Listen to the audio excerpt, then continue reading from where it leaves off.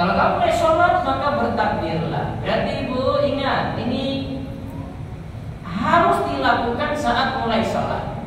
Jika ada yang masuk sholat malah langsung sujud tidak takbir, kapan kok dia langsung sujud? Karena imamnya sujud, dia telat. Bisa nggak orang kayak gitu? Masuk ikut sujud, tapi dia tidak mulai dengan takbiratul ihram, sholat tidak sah. Karena ini awal. Lalu berikutnya, kemudian bacalah ayat Al-Quran yang mudah bagimu. Wajib lagi ini berarti. Yang dimaksudkan bacalah ayat Al-Quran yang mudah bagimu di sini ibu, yaitu peringatan situ bu, surah Al-Fatihah.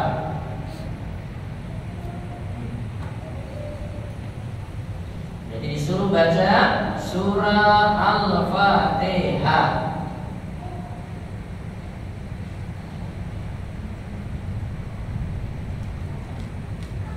Setelah itu disuruh rukuk. Ada surah pendek di sini bu? Ada? Nggak ada. Cuma ini bilang suruh baca ayat Al-Quran yang mudah bagimu. Berarti surah Al-Fatihah. Surah pendek nggak masuk. Berarti surah pendek tadi. Istilah saya itu surah pendek saja untuk mendekatkan ibu. Tidak selamanya surah pendek juga. Bisa baca Al-Baqarah juga. Tapi umumnya jemaah ini disebut surah setelah Al-Fatihah surah pendek. Betul kan? Oke. Maka saya dekatkan pemahaman aja. Bukan berarti kalau mau sholat harus baca kul terus bu. Cuma ingin dekatkan pemahaman apa surat setelah Al-Fatihah kalau pada bagus kita sebut. Nah di sini nggak disebut di sini. Berarti cuma Al-Fatihah saja. Surat setelah itu tidak wajib. Tapi ingat kalau kita bahas wajib cuma dapat sahnya saja. Tapi kalau kita sholat jangan hanya kejar sah, namun kejar bagusnya. Seperti pembahasan kalau kita bahas tutup aurat bu. Aurat laki-laki kan cuma antara pusar dan lutut. Sebagian bapak nanti akan jawab dong, wah berarti nggak apa-apa Ustaz, saya cuma sarungan. Yang penting kan antara pusar dan lutut saya itu tertutup. Nah kita sangka lagi, sholat itu tidak ada kejar sah, tapi kejar juga bagusnya. Nah, di sini kalau mau bagus ya setelah Al-Fatihah baca surat lagi, walaupun surat apa tadi bu? Kul.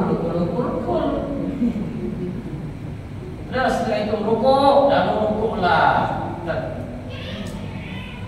Tentang tumakinah ketika rukuk. Kita baca hadisnya dulu, nanti buat kita simpulkan dari dirinya. Tumakinah ketika rukuk. Apa tumakinah nanti saya jelaskan. Lalu bangkit dari rukuk dan beriktidallah sambil berdiri. Kemudian sujudlah serta tumakinah ketika sujud. Kemudian bangkitlah dan duduk antara dua sujud sambil tumakinah. Kemudian sujud kembali sambil disertai tumakinah ketika sujud. Jadi sujudnya berapa kali? 2 kali. Lakukan seperti itu di dalam setiap sholatmu.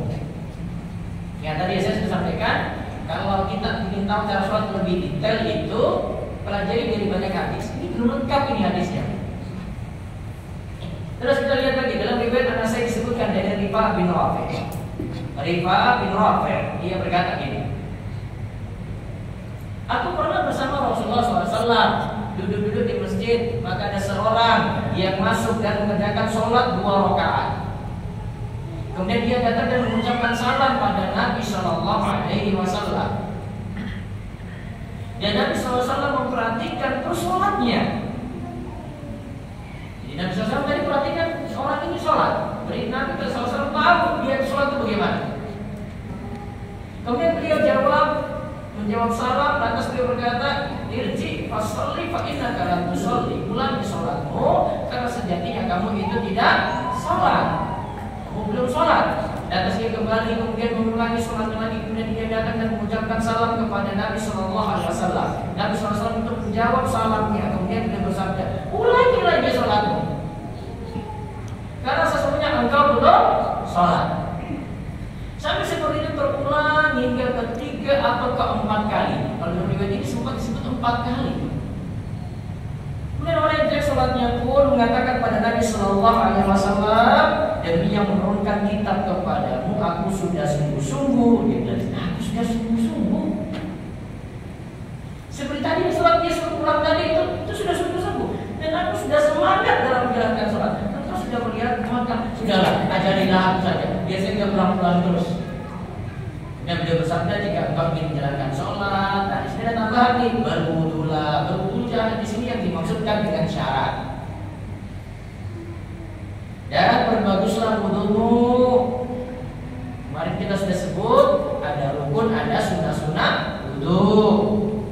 Lalu hadaplah kiblat, masuk syarat lagi. Kemudian bertakbirlah. Takbir yang pertama ini bisa dapat ini takbiratul ihram tadi itu. Ini takbiratul ihram. Lalu bacalah surah. Bertakbirlah lalu bacalah surah. Surah apa? Surah apa tadi Bu? Al-Fatihah.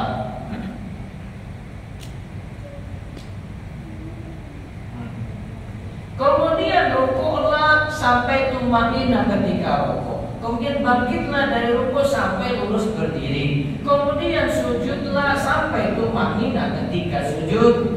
Kemudian bangkitlah dari sujud sampai tumaninah ketika duduk.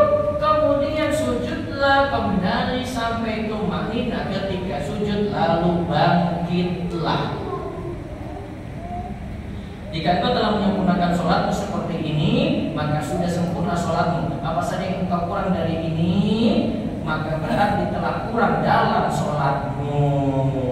Tadi pembahasannya sampai sujudnya dulu antara 2 sujud. Belum ada pembahasan tahiyat di sini.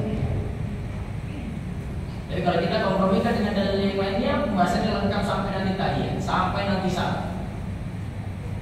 Nah, saya baca dulu tentang keterangan hadis tadi. Hadis ini punya kedudukan yang mulia, dikenal dengan hadis al-musi fi sholatihi.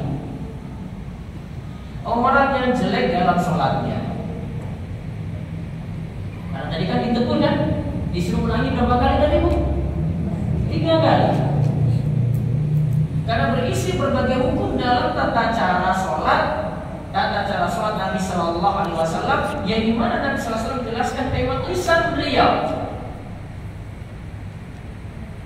Dan sesuai kaidah dalam ilmu ushul fiqh, tadi beliau pakai lisan, berarti ucapan al-qaul muqaddam ala mujaradil fi'l.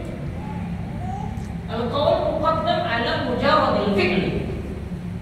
Perkataan tadi kan beliau ucapkan lebih didahulukan dari sekadar perbuatan. Beda kalau beliau itu bergerak, sholat, terus dilihat oleh para sahabat. Kedudukan ucapan tadi itu lebih tinggi daripada perbuatan. Itulah penjelasan dari umumnya perintah yang disebutkan dalam ayat ini. Apa yang tadi beliau itu sampaikan lewat lisannya, ini aplikasi dari ayat berikut ini. Wa aqimus sholata wa atuz zakata warka'u ma'ar raki'in. Dan Al-Baqarah ayat 43. Dan dirikanlah sholat, tunaikanlah zakat, dan rukuklah bersama dengan orang-orang yang rukuk. Situ ada perintah sholat, situ ada perintah zakat, situ ada perintah sholat berjamaah. Karena rukuklah bersama dengan orang-orang yang rukuk berarti perintah sholat berjamaah. Begitu pun sabda Nabi Sallallahu Alaihi Wasallam, "Wassallu kama ra'aitumuni usolli." Sholatlah kalian sebagaimana kalian melihat aku sholat. Berarti kalau mau tahu cara sholat yang benar, ikuti tuntunan dari Nabi kita Muhammad Sallallahu Alaihi Wasallam. Maka di sini memiliki banyak jalur dan banyak lafaz, diriwayatkan dari 2 orang sahabat, yaitu Abu Hurairah dan Rifa'ah bin Rafi'. Nah, yang pertama tadi kita sebut hadis dari Abu Hurairah, yang kedua ini dari Rifa'ah bin Rafi'. Terus hadis Rifa'ah bin Rafi' ini hadis penting karena dia sendiri yang hadir dalam kisah tersebut. Kalau dari Abu Hurairah dengar dari orang lain, tapi Rifa'ah bin Rafi' hadir langsung.